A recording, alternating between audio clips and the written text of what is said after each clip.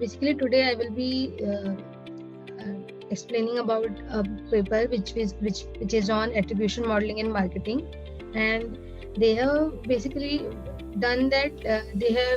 They viewed all the literatures till now, and they have researched about the like what are the things that are going on in the field of attribution modeling, and what are the future works that should be done in this field. So going forward, first let us understand the marketing. So the marketing is a very vast, very complex, and yet very important thing for a business or a company.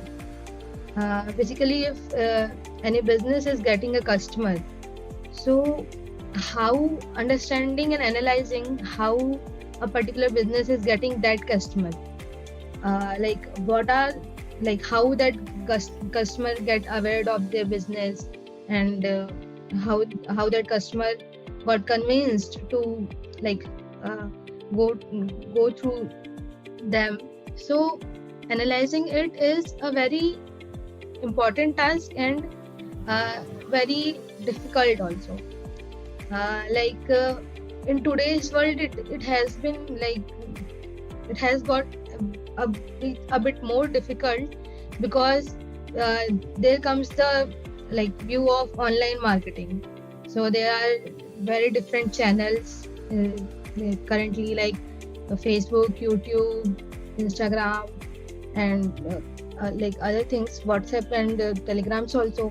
So uh, so like to get the data of all these platforms, and also analyzing the data in such a way that a business can understand what are the channels which are actually working to get the customers.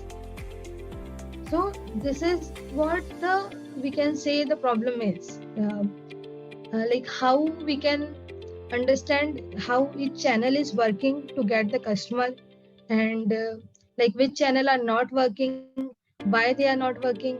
These are the things which are very important in the field of marketing.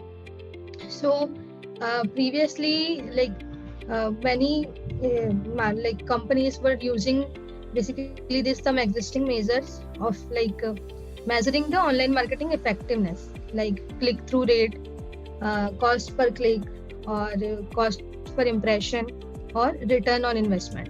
So among all these, the return on investment was widely being used by the marketers.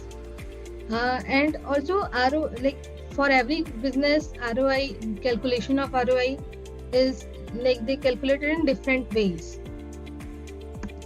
But the author of this paper observed the trend of the global worldwide trend for the keyword return on investment. So they have observed that it is a downwards trend. People are not very much interested now in the terms return on investment. So a probable reason for this downward trends could be the introduction and availability of more sophisticated methods that facilitates better estimation of effectiveness of to measure the effectiveness of online marketing channels, and also after knowing that, the proper allocation of the marketing budget. So there are some limitations of ROI, it majorly focuses on the maximization of ratio between returns and investments, but it not properly leads to the profit maximization. And also ROI it does not exactly reveal the system effectiveness and efficiency. So there were some limitations. That's why it has been the trend is downward for ROI, and the author observed that the Google worldwide trend for the keyword attribution modeling is going upward. So it is basically the author has observed from 2004 to 2019. So the probable reason for the rising popularity of the keyword attribution marketing is basically the development of advanced statistical models for the attribution modeling purpose. The author has stated in the paper is that before 2005, researchers were using ROI as a measure of marketing performance, but after 2005, researchers used different attribution modeling techniques for measuring the performance of marketing channels. In this paper, the author has particularly defined the attribution modeling as the distribution of suitable credit for the sale or conversion to each showcasing touchpoint of marketing channels for proper allocation of marketing budget. So the author have viewed the attribution modeling as the end goal is basically after knowing the performances of each channel, how for the proper allocation of the marketing budget. So they have reviewed the various literatures using these categories, and they have only included the online marketing channel studies. So they are effectiveness, cross-channel advertising effects, carry over and spillover effects. Also, they have done in the slide. Can you please explain? Go back one slide, please. Yeah. So this second point, can you explain with an example? With an example. Basically we can take any business and if the CMO of a business wants, they have to decide basically they have to decide the budgets for the next year, we can say. So they have various advertising channels and also various display boards and maybe seminars or go-to-go salespersons also. So they have different channels to make people aware of their business, and they are also getting they have different customers also. So according to the data of previous year, we can say the CMO wants to understand how the each channels are working, and basically distribution of suitable credit. So a number or quantifying each channels with a number, so that efficiency or performance of each channel can be measured, and according to that the proper budget should be allocated to each channel, how much we will spend on this a particular Facebook, or how much we will spend on Instagram. It's like that. So I'll just if you your I can add one more example. Is it okay? What? I said if you're okay with it, I'll just add one more example. Yeah, sure. Right? Yeah, okay, great. So I think we had discussed this earlier. I'll just give you a quick example. So let's say you are a mobile phone company, okay, and you spent let's say lots of money on advertising, of course Google Ads and Instagram, Facebook, then maybe TV channels, right? Then you have let us say radio, right? Then what else? Billboards, right? All of these things. So you have done all of that. But what has happened was, so the first, the person was going on the street and the person saw a big billboard, right? Maybe the favorite actor or actress was there, right? And then they were showing the mobile, right? Then okay, this person said, okay, let me take a look at it, right? Then the person went to YouTube, right? These guys have had so there are some YouTubers who basically they review, right? So they had also, maybe there was some sponsorship vagera, so from there also that guy got to learn a little bit more about that particular phone. Okay, and then what the person did, then the person forgot about it. Okay, and after that there was a TV ad, right, which reminded this person of the product again. Okay, now then after that is done, then this person started researching a little bit further. And so the person went to Flipkart and Amazon, researched a little further, right? And after that is done, then there was this, let's say, Diwali offer, right? In which the company, for whatever reason, they incentivized, they gave really big offer, okay, on their own website. Okay, now the person Googled it. Okay, up came the advertisement, and the person clicked on it, then found the offer, and eventually made the transaction using that Google ad, whatever, that particular thing.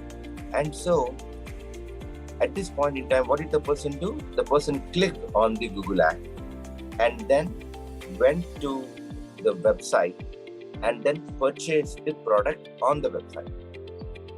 Okay, now what happens is, with the traditional model, what happens is the whole of the credit, okay, if you look at, okay, how many sales did Google Ads give, then it shows 1.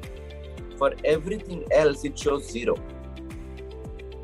While that was not true, because the billboard played a part, right? Then the YouTube sponsorship played a part, then the TV ad played its own part, right? And all those other things played a part.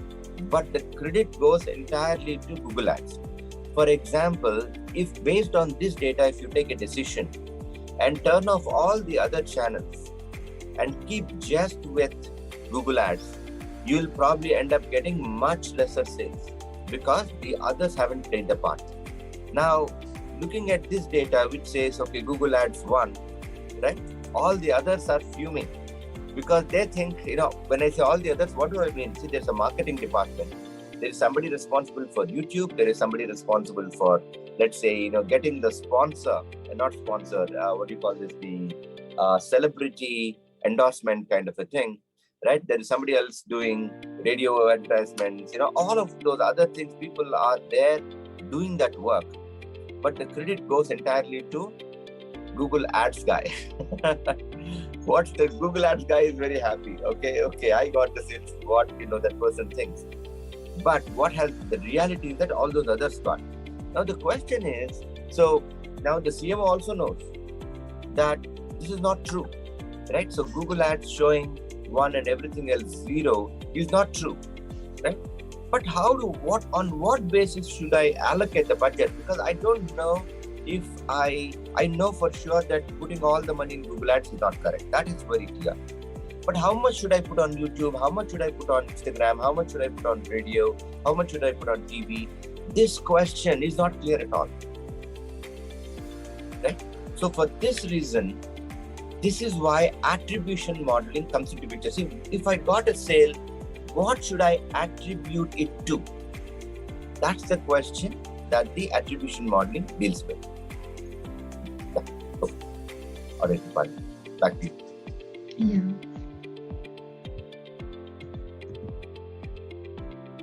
Yeah. So basically, the authors have researched different studies, and they have found out some observations which they have listed down. Talking about effectiveness of marketing channel.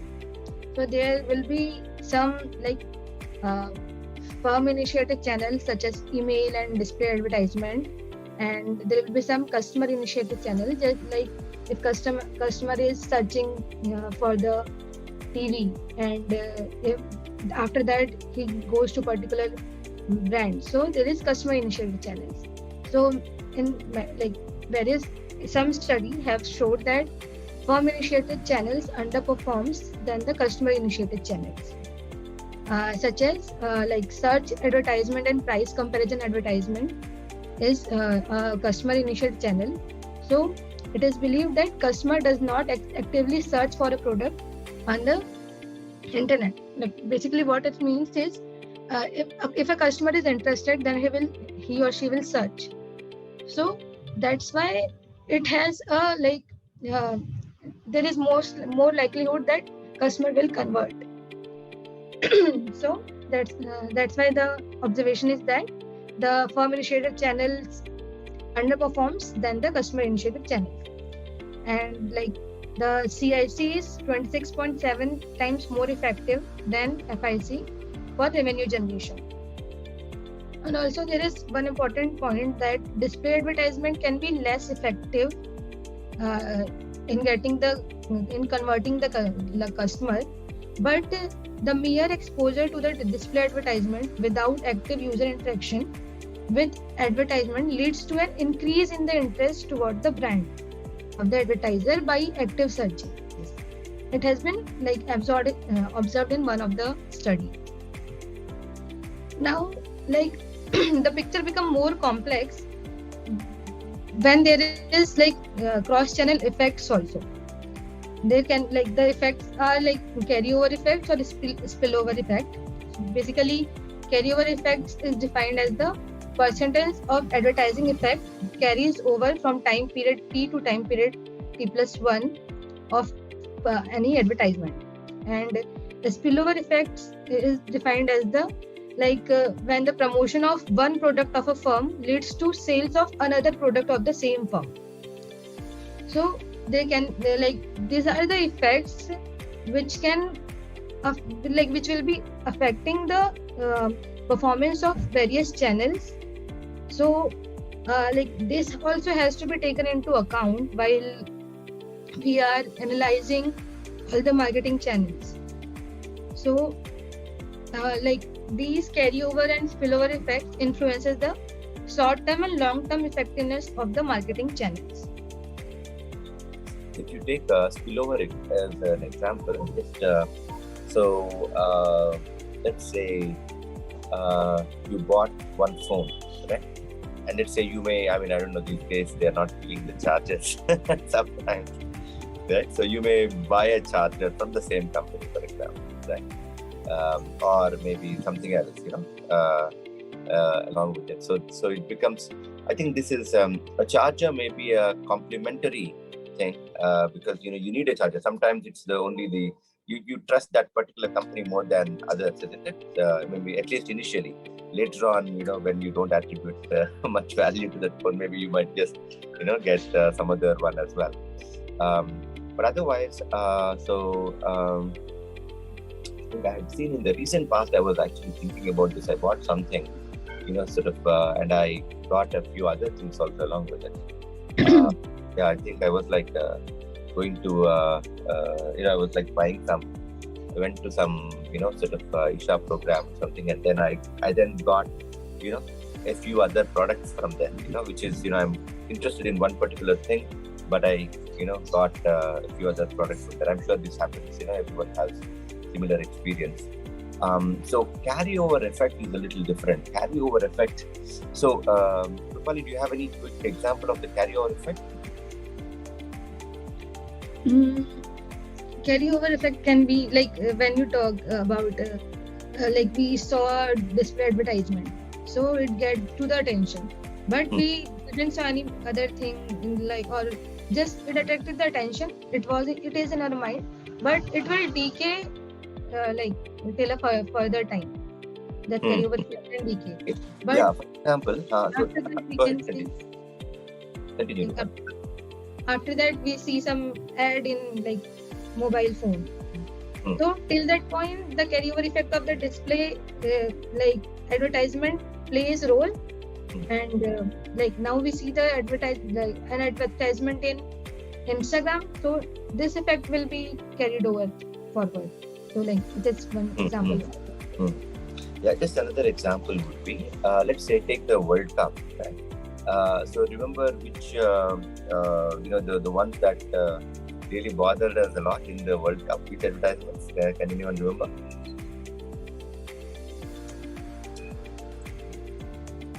It's funny we don't remember probably, but anyone, I'm sure it's very recent, right? Seen a lot of credit ads. Credit ads. Oh, during this last World Cup? Yeah, I've seen Okay. few. You have seen few? Okay, got it. So, anyone else?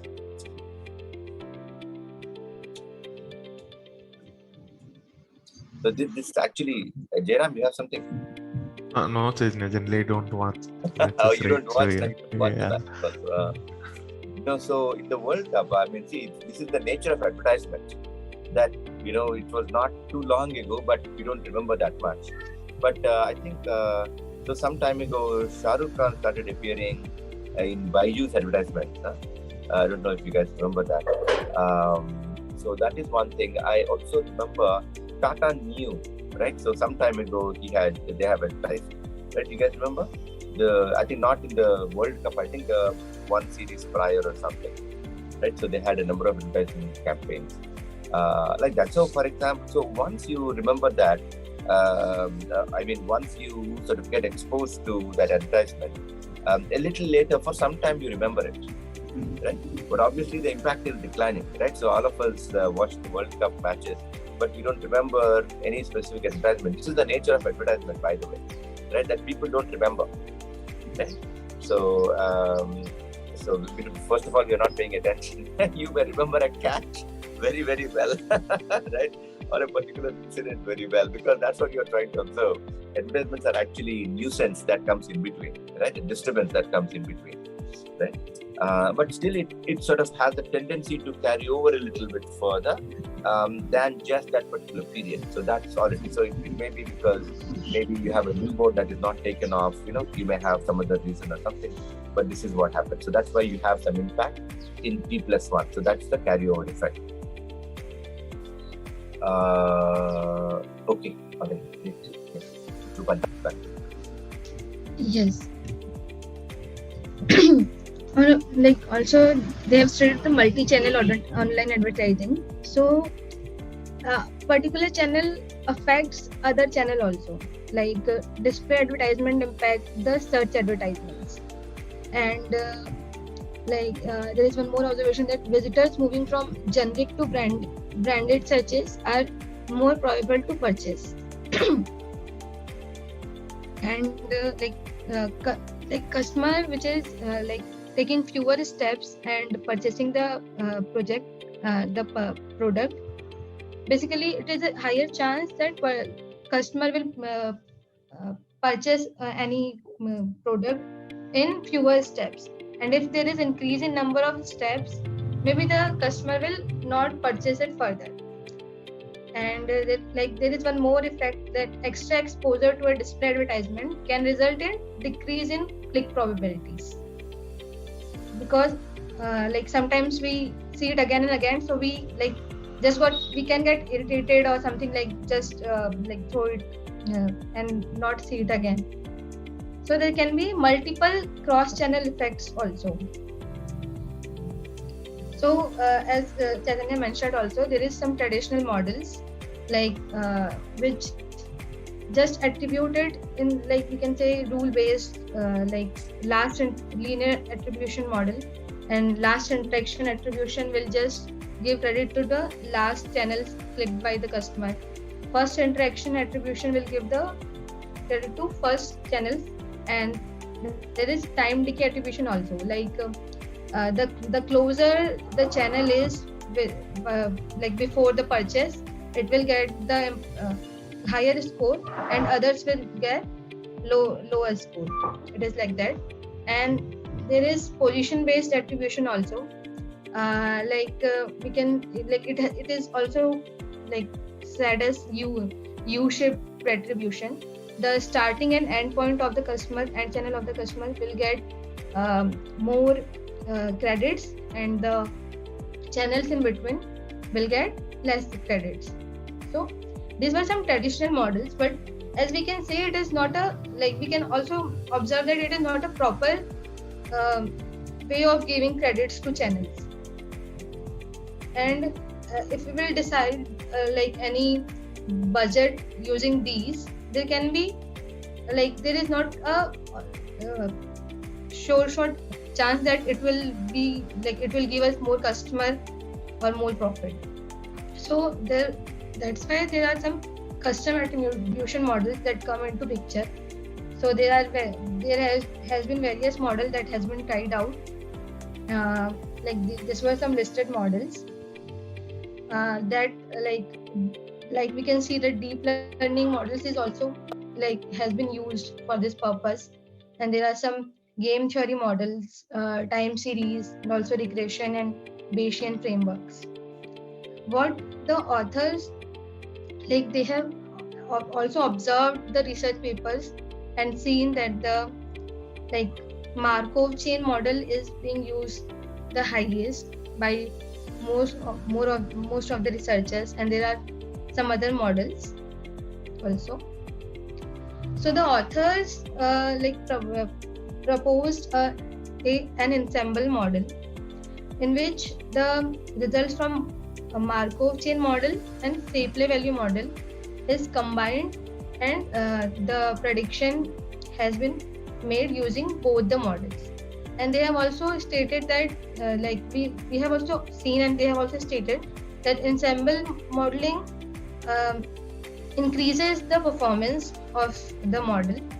So using these using this setup, they have predicted, they have performed the analysis and get the scores for all the channels.